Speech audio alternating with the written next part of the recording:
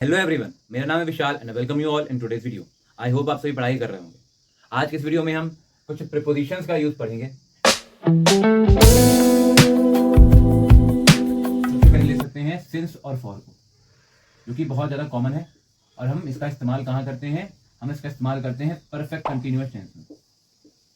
Perfect continuous tense में इस्तेमाल करते हैं सिंस और फॉर का। दोनों का मतलब क्या होता है? दोनों का मतलब हिंदी में से करके निकलता है और ये टाइम को बताते हैं। टाइम को, जैसे कि 20 साल से, 2 दिनों से, पिछले सप्ताह से, बचपन से, कल से, 2022 से।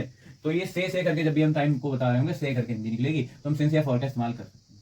तो कब सिंस होगा, कब फॉर होगा, वो देख लेते हैं।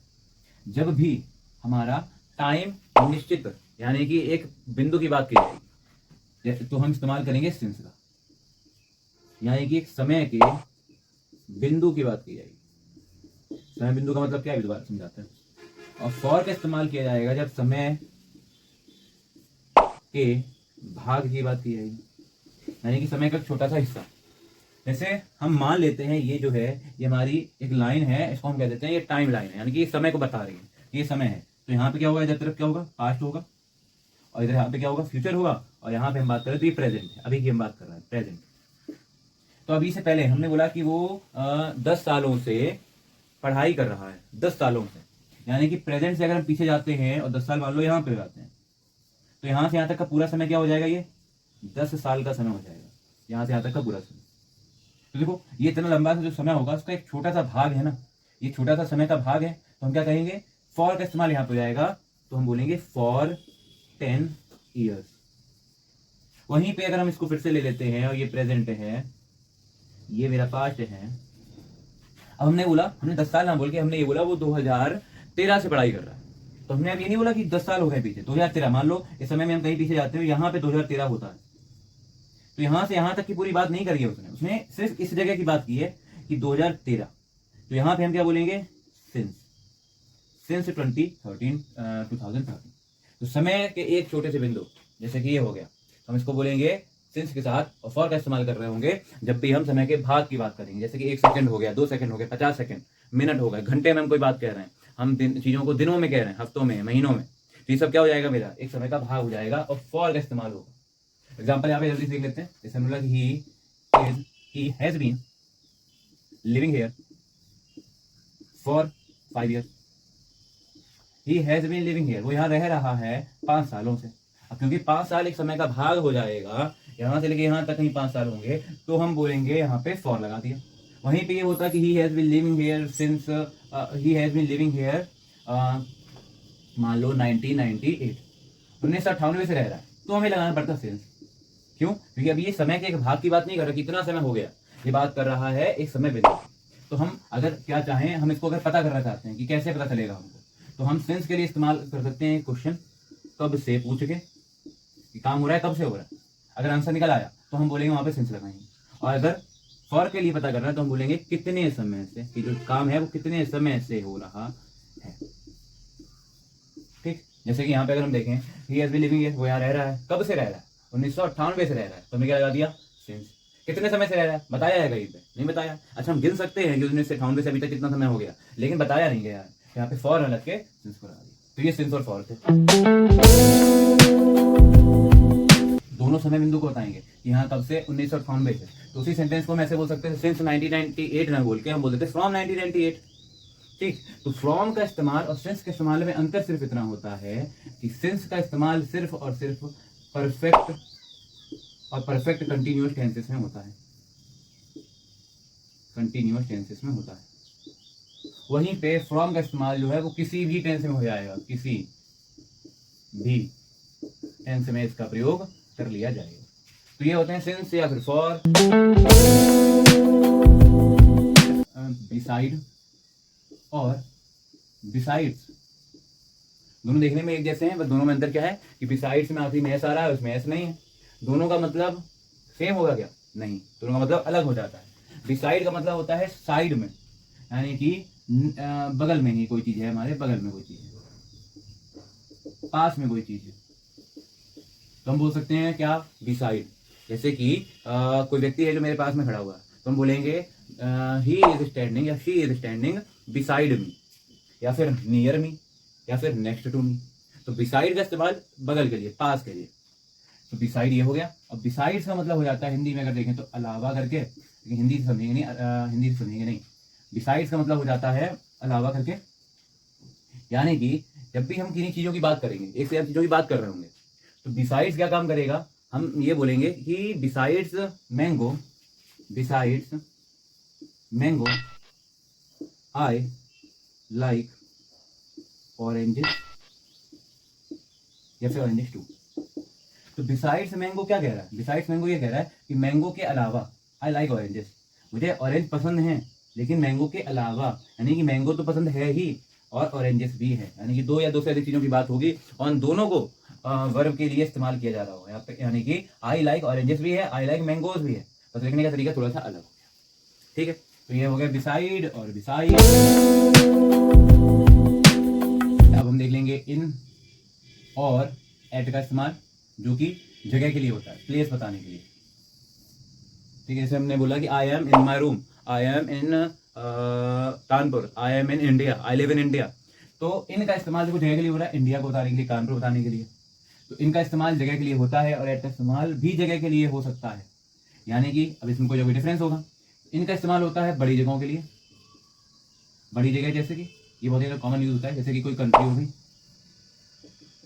कोई देश हो गया, कंट्री यानी कि देश, कोई महाद्वीप हो गया यानी कि कोई कॉन्टिनेंट हो गया, ठीक, कोई बड़ा स्टेट हो गया, राज्य, कोई सिटी हो गई। तो उसके लिए इस्तेमाल क्या कर सकते हैं, इनका इस्तेमाल कर सकते हैं, इनका। कि एग्जांपल देखें तो I live in India, country हो गई। आई लिव इन एशिया, तो एशिया महाद्वीप हो गया, कॉन्टिनेंट हो गया। ऐसे ही हमने बोला कि I live in Uttar Pradesh, तो स्टेट हो गया, और हमने बोला आई लिव इन कानपुर, तो सिटी हो गया। वहीं पे एड का इस्तेमाल हो जाएगा छोटी जगहों पे, छोटी जगह यानी कि किसी के कंपैरिजन में अगर हम देखें, एक छोटी सी जगह, किसी एक छोटे से बिंदु को भी बोल सकते हैं कि वहाँ पे एट का इस्तेमाल होगा। जैसे कि ये जो हमने छोटा सा बिंदु बनाया, अब हम अपने पेन को इसके पास रख दें, तो हम बोल सकते हैं my pen is at this point, at this point, छोटी सी जगह के लिए एट लगा दिया। और इससे थोड़ी सी बड़ी अगर देखें तो एक छोटा सा गांव यानी कि एक विलेज के लिए हम बोल सकते हैं, एक टाउन के लिए बोल सकते हैं, ठीक। और भी कोई छोटी सी एरिया होगी तो उसके लिए भी हम बोल सकते हैं एट। से आई लिव एट और किसी गांव का नाम, आई लिव एट और किसी टाउन का नाम, इस तरीके से ये हो सकते हैं, इन और एट। ये इन जो है ये प्लेस के अलावा टाइम को भी बता सकता है। कुछ और यूज जो है अमंग, बिटवीन, और साथ ही साथ में यहाँ पे देख लेते हैं बाय और विद। ठीक, तो अमंग और बिटवीन का इस्तेमाल कहाँ करते हैं, अमंग और बिटवीन का इस्तेमाल हिंदी में इन दोनों का मतलब में या फिर बीच में निकलता है। अमंग का इस्तेमाल होता है जब हम दो से अधिक की बात करते हैं, और बिटवीन का इस्तेमाल होता है जब दो के लिए इसका इस्तेमाल किया जाता है जब हम दो की बात करते हैं। यानी कि जब भी कोई चीज किन्हीं के बीच में हो रही होगी, किन्हीं के बीच में कोई चीज हो रही होगी, कोई भी काम, तो अगर वो दो व्यक्ति हैं तो हम बोलेंगे बिटवीन, और अगर दो से ज्यादा है तो हम बोलेंगे अमंग। जैसे कि I distributed chocolates between Rohan and Mohan. तो बिटवीन रोहन एंड मोहन, रोहन और मोहन के बीच में उस चीज को बांटा गया है।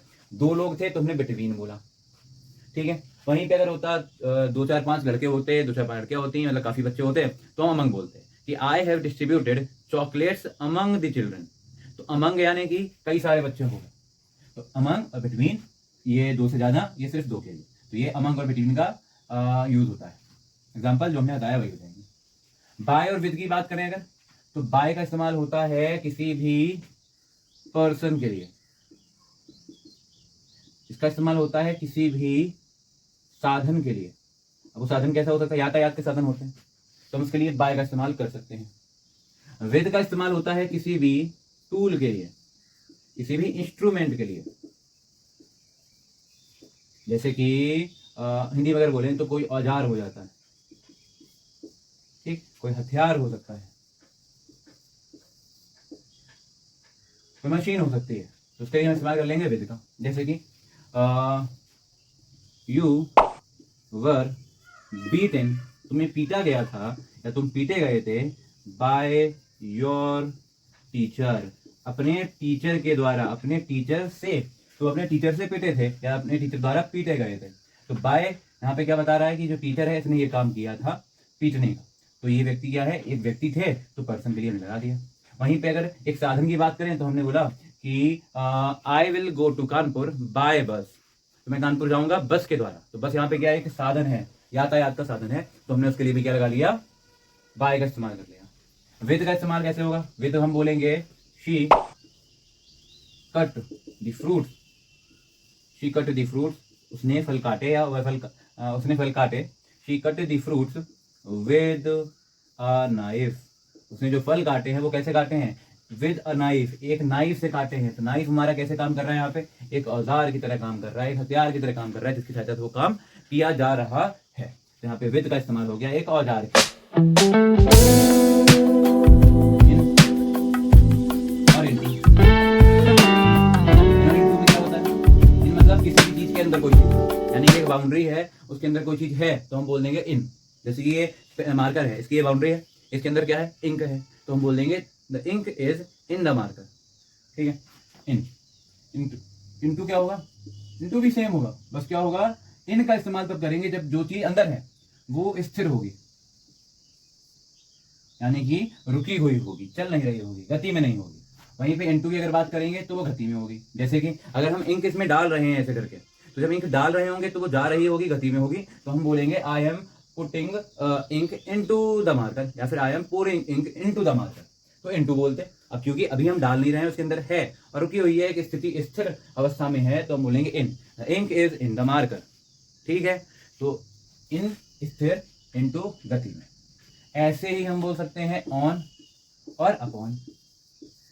ऑन का मतलब क्या होता है, जब एक चीज दूसरी चीज की सतह के ऊपर, यानी कि मेरा हाथ है उसके ऊपर मार्कर रखा हुआ है, तो हम बोलेंगे the marker is on my hand, तो ऑन बोल दिया। वहीं पे अपॉन अगर बोलेंगे तो इसी की तरह ऑन का मतलब हो गया स्थिर होना और अपॉन का मतलब हो गया गति में होना।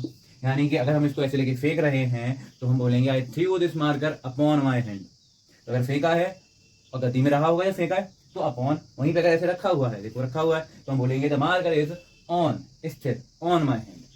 ठीक है, आई होप समझ में आ रही होगी डिफरेंस दोनों का क्या हो जाएगा। एग्जाम्पल जो हमने बोले वही इसके एग्जाम्पल है। ऑफ का इस्तेमाल कई तरीकों से होता है, हम जानेंगे कि ऑफ का इस्तेमाल पोजेशन की तरह कैसे होता है। पोजेशन यानी कि संबंध बताने के लिए कैसे होता है। हम क्या बोलेंगे, पोजेशन यानी कि किसी चीज से संबंध होना। जैसे कि ये मेरा पेन है, तो अगर मेरा पेन है तो हम बोल देंगे दिस पेन इज माइन, बोल सकते हैं दिस पेन इज माइन, या फिर हम सीधे बोल सकते हैं माई पेन, मेरा पेन। तो यहाँ पे ये तो प्रीपोजिशन है, ये यहाँ पे एडजेक्टिव। लेकिन ऑफ का इस्तेमाल करके पोजेशन को कैसे बताते हैं, ये दोनों हमने पढ़े हुए। ऑफ का इस्तेमाल करके पोजेशन को कैसे बताएंगे। ऑफ का इस्तेमाल पोजेशन के लिए ज्यादातर उन चीजों के लिए होता है जो कि निर्जीव होती हैं, यानी कि जो जिंदा नहीं होती है। जैसे कि मार्कर है, अब इस मार्कर का अगर हम किसी चीज से संबंध बताएं तो हम बोलेंगे ऑफ। जैसे कि इसमें जो इंक पड़ी है, ये जो इंक यूज हुई है इस मार्कर की है, इस मार्कर का इससे संबंध है, तो हम बोलेंगे ink of the marker, ink of the marker, इस मार्कर की इंक। तो ये ऑफ क्या बता रहा है, ये ऑफ बता रहा है मेरे पोजेशन को। ऐसे ही इस मार्कर की ये कैप है, तो मार्कर की cap, cap of the marker, cap of the marker. यहाँ पे ऑफ क्या बता रहा है, पोजेशन को बता रहा है। टाइम बताने के लिए हम कई सारी प्रीपोजिशन का इस्तेमाल कर सकते हैं, जैसे कि ऑन हो गया, इन, एट, बाय और विद इन। इनके अलावा भी कई सारी प्रीपोजिशन यूज हो सकती हैं, लेकिन हम इनके यूज के बारे में देखें। ऑन का इस्तेमाल होता है हफ्ते के दिनों के लिए, यानी कि एक वीक में जो दिन होते हैं, Sunday, Monday, Tuesday, Wednesday, Thursday, Friday, Saturday, उनकी जब बात कर रहे होंगे तो हम ऑन का इस्तेमाल कर सकते हैं। वहीं पे हम किसी डेट की बात कर रहे हैं, डेट यानी कि महीने के दिनों की बात कर रहे हैं, तब भी हम ऑन का इस्तेमाल कर सकते हैं। जैसे कि हमने कोई डेट ले ली, मान लो अप्रैल 20 ले लिया, तो अप्रैल 20 का मतलब महीने का एक दिन है। तो जैसे हमने बोला, एक एग्जाम्पल लेते हैं कि वह 20 अप्रैल को आएगा, तो ही विल कम ऑन 20 अप्रैल, या फिर he will come on April 20। तो ये महीने के एक दिन को बता रहा है। ऐसे ही विल कम ऑन संडे अगर बोल दिया तो हफ्ते के दिनों को बता रहा है। तो यहाँ पे ऑन का इस्तेमाल होता है। इनका इस्तेमाल होता है पीरियड ऑफ टाइम के लिए। पीरियड ऑफ टाइम का मतलब क्या हुआ, पीरियड ऑफ टाइम का मतलब होता है समय के भाग के लिए। समय का भाग हमने बताया था, सिंस और फॉर का जो इस्तेमाल अभी भी बताया थोड़ी देर पहले, वहीं पे हमने बताया था समय के भाग से मतलब क्या हुआ। जैसे कि 1 घंटा, 2 घंटा, 3 घंटे, 1 दिन, 3 साल, 50 साल। कितना भी लंबा एक समय हो सकता है, इन समय का एक भाग जब होगा तो हम इनका इस्तेमाल करेंगे। जैसे कि हमने बोला ही विल, एग्जाम्पल है ही will come back in an hour, in an hour. He will come back, वह वापस आएगा, कम बैक वापस आ जाएगा, इन एन आवर, 1 घंटे में आ जाएगा। तो 1 घंटा यहाँ पे क्या हो गया, एक समय का भाग हो गया। अब ये जो काम है आने का, ये 1 घंटे में कभी भी हो सकता है। हो सकता है वो व्यक्ति 10 सेकंड बाद ही आ जाए, हो सकता है 1 मिनट बाद आए, हो सकता है बिल्कुल 50 मिनट बाद आए, लेकिन 1 घंटे के अंदर अंदर ये काम हो जाएगा। तो हम बोलेंगे इनका इस्तेमाल होगा और ये पीरियड ऑफ टाइम को बता रहा होगा। एट की बात करें अगर एट की बात करते हैं तो एट बताएगा point of time. Point of time का मतलब समय के एक बिंदु को, समय बिंदु, एक फिक्स बिंदु होगा, एक फिक्स समय होगा, उसी समय की बात कर रहा होगा। जैसे हमने बोला 10 बजे, तो 10 तो एक ही समय बच सकता है ना। ये तो है नहीं कि अगर सुबह के 10 बजे की बात कर रहे हैं तो वो एक ही बार तो बजेगा दिन में, फिर बार बार बच सकता है, नहीं, एक ही फिक्स पॉइंट है, उसके लिए हम बोल सकते हैं एट। जैसे ही विल कम बैक या फिर he will come at 10 PM, तो वो 10 बजे आएगा, तो एक फिक्स समय हो गया, वहां पे हमने एट का इस्तेमाल किया। ठीक है, अब हम बात करेंगे बाय की। तो बाय का इस्तेमाल हो जाता है जब भी हम समय को एक सीमा मानते हैं, जब मानकर प्रयोग करते हैं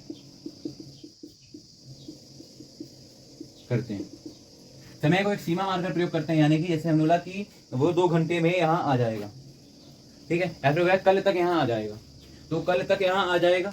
तो कल तक का जो समय है वो क्या हो गया मेरा, एक सीमा की तरह काम कर रहा होगा, एक बाउंड्री की तरह काम करेगा, जो कि उस काम के होने को बताएगा कि जो काम है वो कल तक हो जाएगा, कल तक का समय है। तो उसको हमने कल को क्या मान लिया, एक सीमा मान लिया, और वहां पे बाय का इस्तेमाल कर लेंगे। ही will come back by tomorrow, he will come back by tomorrow, वो कल तक वापस आ जाएगा। तो सही कैसे क्या हो जाएगा, बाय का इस्तेमाल यहाँ पे हम कर सकते हैं।